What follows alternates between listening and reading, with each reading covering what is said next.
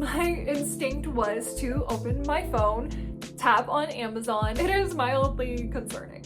Hi, I'm Alyssa from Commons, and welcome back to the Commons channel, where we talk about all things sustainable living and sustainable spending. This video will be about the results of my breaking up with big box challenge, and I'll be revealing exactly how much money I saved when I stopped shopping at stores like Amazon, Walmart, and Target. In our last video, I laid the groundwork for the challenge that I did this past month, so I highly recommend going and watching that first if you have not already. It'll just give you an idea of why I did the challenge, my rules, and how I set myself up for the month. The TLDR is big box stores fuel overconsumption and generally don't align with my values, like caring about my impact on the planet. And of course, I wanted to save some money too. Let's cut to the chase because I'm very excited to share about it. Let's talk about how much I saved.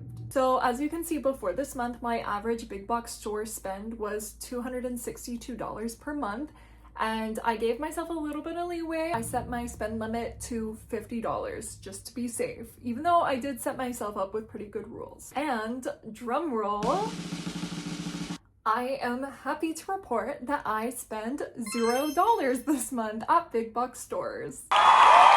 So considering my average monthly spend was $262 at big box stores before, I would say that I saved $262 this month. I also earned seed points in the Commons app for completing the challenge successfully, and I can use those points for rewards like exclusive discounts on eco-friendly brands and offsetting my carbon emissions. All right, now let's talk about some things that I would recommend on doing based on my experience if you're also looking to cut your big box spending. So the first thing I would say is just be prepared. One of the obstacles I thought I might have was just simply not having enough time to research alternatives. I did mention in the video that I thought the Commons app would be very helpful for that because it gives you alternatives and recommendations and ratings for different brands. And it did come in handy. And let me give you an example of how it did. So this past month, there was one time where I was so close, almost succumbed to the convenience of Amazon. I have a lot of reusable straws in my house. I have glass straws, metal straws, thick plastic straws that I reuse all the time. And one thing about reusable straws is you really have to get in there with a straw brush and clean them out. So one day I was doing the dishes and I realized I could not find my straw cleaners. I just didn't know where they went at all. And I looked around the kitchen a little bit and I couldn't find them. And immediately after searching through a few drawers and not finding them, my instinct was to open my phone, tap on Amazon, and get on Amazon and look for a reusable straw cleaner.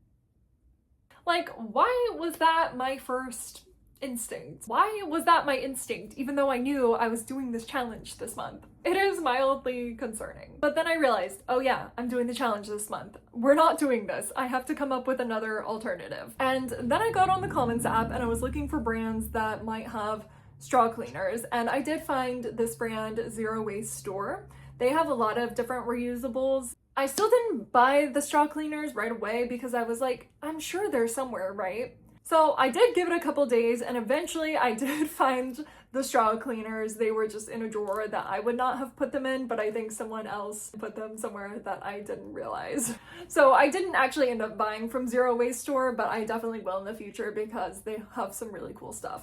It's a good reminder that the most sustainable thing to use is what we already have, you know, as long as you can actually find it.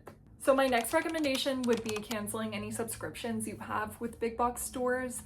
For example, I had my dog's food on a subscription where it would just get delivered to my house every month. It was just convenient and I never really considered any other alternatives, as embarrassing as it may sound, especially because I ended up finding that my locally owned pet store right down the street has the exact dog food that I need for the exact same price. And yes, it's a little bit inconvenient to leave my house and drive down the street and get it, but what I ended up doing was combining it with another errand that I had to do, and then I just stopped by the pet store and I got her food on the way home. I actually had a really lovely conversation with the cashier as well, so it felt like a win to not just get the food delivered to my home. I actually went to a place in person and had a human interaction, like face to face with somebody. So that's definitely a pro of this challenge that I did not expect.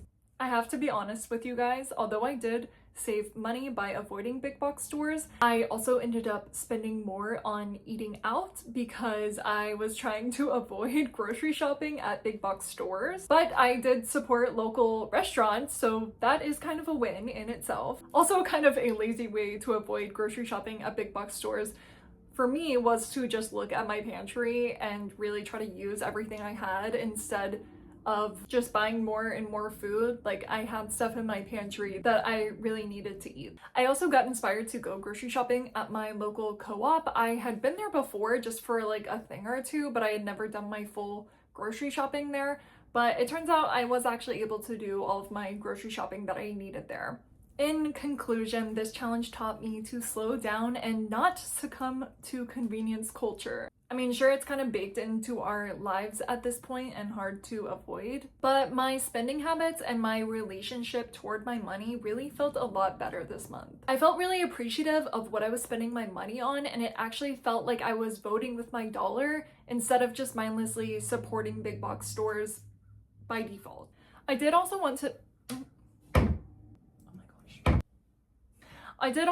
mention that there's definitely a level of privilege that comes with slowing down and spending more mindfully, especially in today's world, in today's economy. Okay, slightly different angle because my phone died and I had to plug it in, but no problem. Okay, what was I saying? Okay, right. There's definitely some level of privilege that comes along with slowing down and spending more intentionally.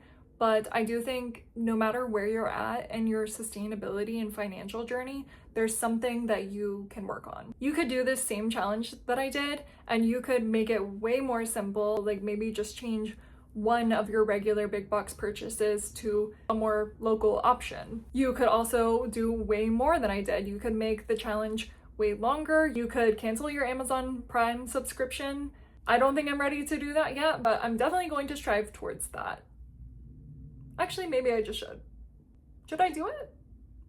Comment below if you think I should do it. Comment below if you've done it too. I would like to hear your experience. I think that's it for this video. Thank you guys so much for watching. Let me know in the comments if you're surprised by how much I saved or if you would do this challenge. Make sure you're subscribed, like the video, and stay tuned for our next video. Bye!